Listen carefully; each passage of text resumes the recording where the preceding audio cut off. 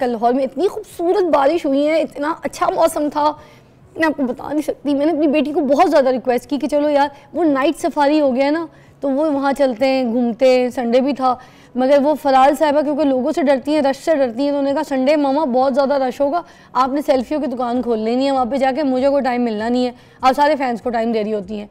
मैंने कहा मैं भी जाती हूँ तो पकड़ी जाती हूँ अपनी आवाज़ की वजह से, किसी वजह से भी कोई बात कर लो, फराल ये कर लो, फराल इधर आओ, कहाँ जा रही हो, आवाज़ से पकड़ी जाती हूँ। पता नहीं किस किस्म की मेरी टोन है, क्या आवाज़ है, मुझे नहीं पता, जैसा भी मुंह छुपा लो, कुछ भी कर लो, पकड़ी जाती है। मगर मैं आपको बताऊं, ये जो हब्स थी, ये जो गर्मी थी, ये एग्जॉस्ट थे, कानों से धुएं निकल रहे थे यार, इंजन बन गया था पूरा जिस्म। वो जैसे नहीं होता गाड़ी ख़राब हो जाती है, उसमें पानी डालो गर्म हो जाती है, हीटअप कर जाती है, वैसे ही पूरा जिस्म हीटअप कर गया था यार। गर्मी कानों से निकल रही थी। अल्लाह का शुक्र है, अल्लाह ताला ने हम पे रहम फरमाया और अपनी रहमत जो है वो बरसा दी। कल भी बहुत प्यारी बारिश और आज भी बहुत सारे इम्कान हैं, कल भी इम्कान है। मौसमी बारिशों के बहुत ज़्यादा इंजॉय कीजिए, मगर for sure safety purpose is very important. जब आप निकलें, गाड़ी में निकलें, तो मेक श्योर यू हैव छाता इन द कार। आपने अपनी गाड़ी में एक स्पेयर शीट्स रखी हो, और यू नो लाइक इधर तो है नहीं, जब मैं मुल्क से बाहर रहती थी वहाँ पर तो हम बचपन में, मुझे यही याद है कि अम्मी ना वो नहीं होते कोट्स वगैरह, रेन कोट्स जिसे आप इंग्लिश में कहते हैं, वो रखती होती थी। और अगर वो नहीं मौजूद और कहीं फट गया है या कोई बच्चा स्कूल छोड़ा है, तो बड़ी वाली जो कचरे की शॉपर नहीं होती हैं, वो भी आप इस्तेमाल कर सकते हैं उसमें से सिर्फ आपने जो है ना गला काटना है और बच्चों को वो ऐसे यू नो रेन कोट्स बना के दे देने। और that's also very nice, disposable है, इसी तरह के बाहर बाजार में मिलते हैं, वो लंबे वाले जो शॉपर नहीं होते गार्बेज के, उसको आप इस्तेमाल कर सकते हैं। लाहौर से बाहर जाना है तो सेफ्टी बहुत ज़रूरी है, क्योंकि मौसमी ख़राबी की वजह से अगर आपको मोटरवे में और कहीं आपको अगर परेशानी है, दुश्वारी का सवाल हो, तो बहुत गलत हो जाएगा। गाड़ी का ऑयल चेक कर लीजिएगा, गाड़ी का गियर ऑयल चेक कर लीजिएगा। बारिशें ही बारिशें, अब बस बरसात का मौसम शुरू हो गया है, हर तरीके से अपना ख्याल रखिएगा। और ये जब बरसात का नाम आता है तो कोई ये बात ना भूले कि डेंगू साथ आता है। ये वो मेहमान है जो बिन बुलाया मेहमान आपके घर घुस जाता है, आपकी नस्लों तक घुस जाता है, आपको बीमार कर देता है। और मैं आज डेंगू के ऊपर बात भी करूँगी। अगर अल्लाह ना करे किसी को शिकायत या किसी को एहतियात की ज़रूरत है, तो पहले से हमारे यू नो प्रिकॉशंस के लिए डेंगू का। और मैं आपको बताऊँ, डेंगू को पलने नहीं देना अपने घर पर, उसको बोलना है जी हो कौन, निकल बाहर, कोई पानी खड़ा ना रहे। मैं आपको बता रही हूँ, बच्चे बाहर निकले यार, इतना महंगा नहीं है ये मोस्टफेल पोस्टफेल, ये मच्छर मार दवाई जिसम में लगा के आप लगा लें, कुछ नहीं होता यार। बचत करें अपनी, बचत ज़िंदगी से बढ़ के कुछ नहीं है। बच्चों को लगाए नंगी नंगी टांगे लेके जो घूमते। सस्ती चीज़ बताती हूँ, लीमू का इस्तेमाल करें, ठीक है। लीमू इज़ द बेस्ट थिंग, आपको क्योर रखेगी, आपको सेफ़ रखेगी, लीमू का इस्तेमाल करें। चले जी, ये सब मैंने आपको यहाँ पर बता दिया प्रिकॉशंस। बाद में अभी हमारे यहाँ पर प्रोग्राम में, क्योंकि जब डॉक्टर आएंगे तो हम कॉल्स बहुत ज़्यादा शामिल करेंगे अपने प्रोग्राम में, और जितनी भी इंफॉर्मेशन है आप चाहें तो हमारे माहिरीन से यहाँ पे ले सकते हैं। आज एक्नी के ऊपर भी बात करेंगे, जो किसी भी किस्म की फेस पे एक्नी है उसके क्या क्योरेबल सॉल्यूशंस हैं, we will discuss that in the show. और उसके अलावा मैं चाह रही थी कुछ पर्सनल बातें भी हों। ये जो हमारे चेहरे पे दाने निकल आते हैं ना, बारीक बारीक चेहरे पे, हमारे जिस्म पे, गर्मियों में हब्स वाला जो मौसम शुरू होता है, जब बारिशें होती हैं, पीठ पे भी जिसे हम कहते हैं पित्त निकल आई, पता नहीं कभी कुछ समझ नहीं आता, बड़ी बहुत ही गर्मी दाने होते हैं, बहुत तकलीफ़ होती है, चुभन वाले भी होते हैं, बच्चों को भी बहुत प्रॉब्लम्स होती है।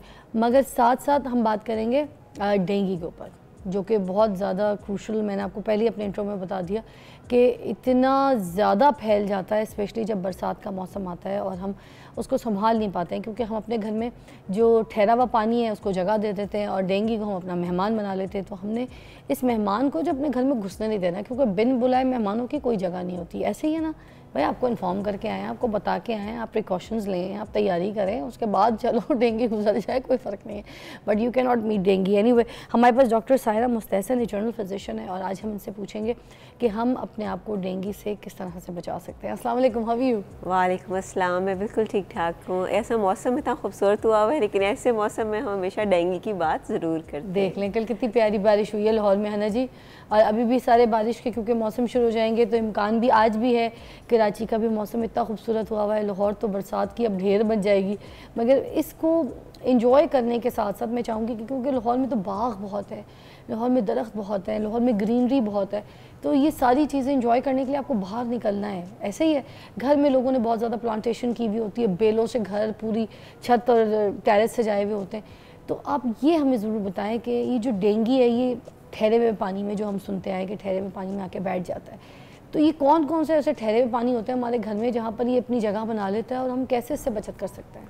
सबसे पहले जो चीज़ हमें क्लियर करनी चाहिए, ये बड़ी इंपॉर्टेंट मिथ है कि लोग समझते हैं कि ये सिर्फ ताज़ा पानी में होता है, हालांकि ऐसे नहीं है। ये ठहरे हुए पानी जिसे आपने कहा उसमें होता है, और वो गदला पानी भी हो सकता है। गमलों में जो पानी है, छतों के ऊपर जो पानी है, जो बहुत सी हमारा फालतू सामान पड़ा होता है और उसमें अक्सर पानी होता है, मसलन कूलर और रूम कूलर्स एक्सेट्रा, तो उन सब में इसकी अफजाइश हो सकती है। तो ये पानी जो है वो गदला पानी और साफ़ पानी दोनों में ये मच्छर हो सकता है। ये जो हमारी टैंकियाँ होती हैं, अगर उसका कोई ऊपर कैप क्लियर नहीं है, कुछ नहीं है, तो उसके अंदर ये पूरी पूरी टंकी में भी हो जाएगा क्या? जी हाँ, ये बना, क्योंकि ये इसका बेसिकली लाइफ साइकिल कंप्लीट होने के लिए पानी ज़रूरी है। और डेंगू एक ऐसा मच्छर है कि जो कि अर्बन एरियाज़ और घरों में भी बहुत ज़्यादा होता है।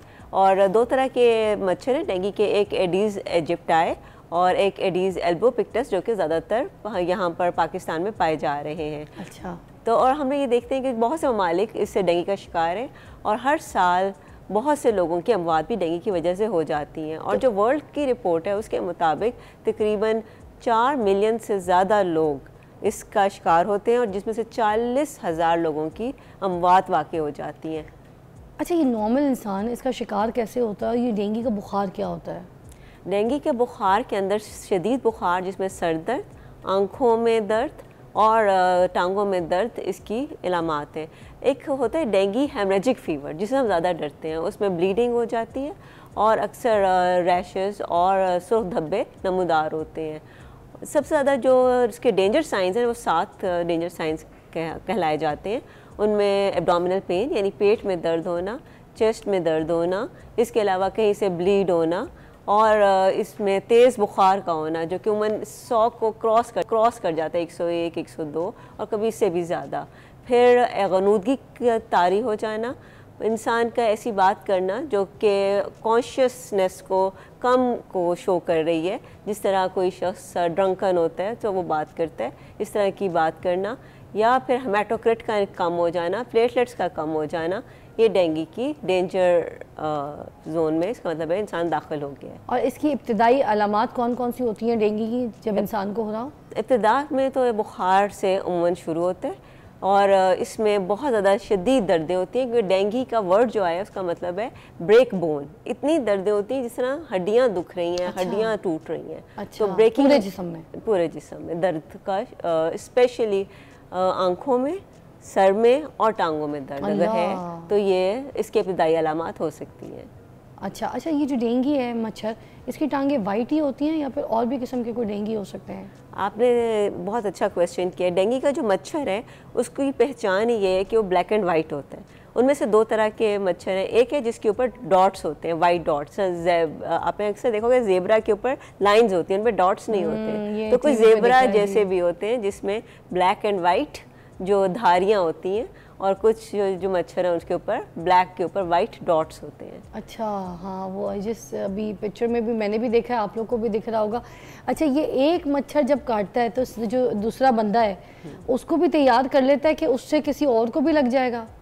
ये एक बड़ी ज़रूरी बात है जो आपने पूछी है। अगर डेंगू का मच्छर, ये मादा मच्छर होती है क्योंकि उसके अपने अंडे देने के लिए खून दरकार होता है। मादा मच्छर है ये जब मादा मच्छर खून सक करती है डेंगू के पेशेंट का, तो उसके अंदर डेंगू का वायरस चला जाता है। अच्छा। अब वो जब नेक्स्ट पेशेंट को काटती है तो उसको फिर दोबारा डेंगू ट्रांसफ़र कर देती है। तो ये एक शख्स से दूसरे शख्स में ट्रांसफ़र होता है डेंगू मच्छर के थ्रू।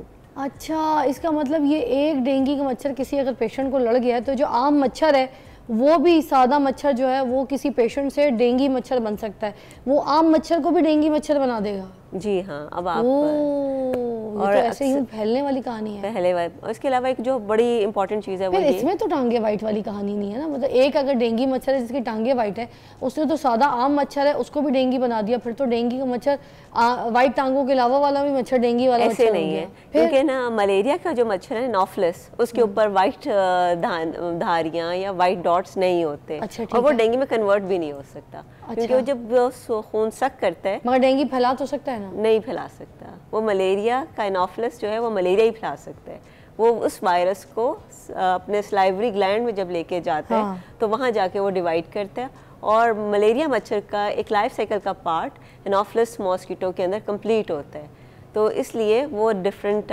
मच्छर है। तो मच्छरों की एग्जाम डिफरेंट वायरसेस को हार्बर करती हैं, अपने अंदर मल्टीप्लाई करती हैं, रखती हैं और ट्रांसफ़र करती हैं।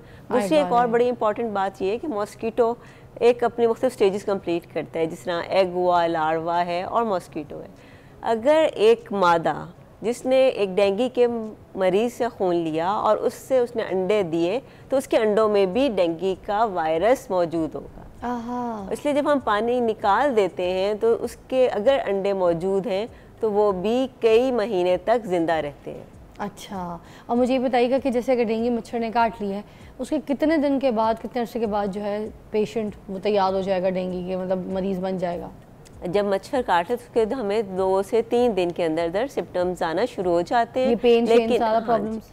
लेकिन जो इसका ज़्यादा डेंजरस एरिया है जिसे हम डेंगू हेमरेजिक कहते हैं, जिसमें खून रसने का चांसेस होते हैं, वो 24 टू 48 आवर्स तक रहता है। तो 2 से 3 दिन तक वो दौरानिया रहता है जिसमें मरीज़ ख़तरनाक हालत तक हो जाता है। और एक और बड़ी इंपॉर्टेंट बात है कि अक्सर लोगों का जैसे बुखार ख़त्म होता है वो बड़े खुश होते हैं कि बुखार ख़त्म हो गया, एहतियात सब छोड़ देते हैं, और वहाँ से ही कन्वल्सेंट फेज़ में जाने की बजाय वो डेंगू हेमरेजिक फेज में चले जाते हैं। अच्छा? मतलब कि ठीक होने की बजाय, मतलब आपका पेन, मैं बताना ही चाहती हूँ लोगों को, पेन खत्म हो गया, ठीक है, आपका सर का दर्द खत्म हो गया, आपकी आंखों का पेन खत्म हो गया, एंड देन आपका लेथार्जिकनेस नॉर्मल हो गया, आपका फीवर भी नॉर्मल हो गया, बट लोगों को ये लगता है कि अब हम ठीक हो गए तो सारी मेडिकेशंस छोड़ देते हैं, वो फिर उसके बाद ये क्या बन जाता है? Haemorrhagic fever. ये क्या है? डेंगू हेमरेजिक फीवर एक डिफरेंट एंटिटी है, और अमूमन वो लोग जिनको एक दफ़ा डेंगू हुआ है, अगर वो दोबारा डेंगू का शिकार होते हैं, या कुछ लोग जो कि शुरू से ही डेंगू हेमरेजिक फ़ीवर का शिकार हो जाते हैं, दोनों में बहुत ज़्यादा प्लेटलेट्स नीचे आ जाते हैं, ब्लीडिंग के चांसेस ज़्यादा हो जाते हैं, और अल्लाह ना करे अगर कोई हामला माँ है तो उसका बर्थ जल्दी हो सकती है बच्चे की, और उसके अंदर भी खून रस सकता है, और उसको बाद में भी खून बहुत ज़्यादा उसके जिस्म से खारिज हो सकता है। तो वो ये तमाम लोग जिनके अंदर से खून कम हो गया, प्लेटलेट्स कम हो गए या ब्लीडिंग हो गई, ये सब के सब हम हेमरेजिक फ़ीवर कहते हैं कि इनके अंदर खून जो है वो ब्लीड कर रहा है, और खून की कमी होने की वजह से ये शॉक में चले जाएंगे और इनकी डेथ की, इसलिए इनको बचाना ज़रूरी है। एक ब्रेक लेते हैं, उसके बाद दोबारा आपको ज्वाइन करेंगे, फिर हम पूछेंगे वाइट प्लेटलेट्स ये जो आपके बॉडी के कम हो जाते हैं, और ये कौन से प्लेटलेट्स होते हैं, वाइट होते हैं या कौन से होते हैं, मुझे इसके बारे में इतनी इन्फॉर्मेशन नहीं, बट मैं आपके साथ ही मिलके डॉक्टर साहब से पूछूंगी ताकि हम सब इससे आगाह रहें और अपना ख्याल रखें। Take a break.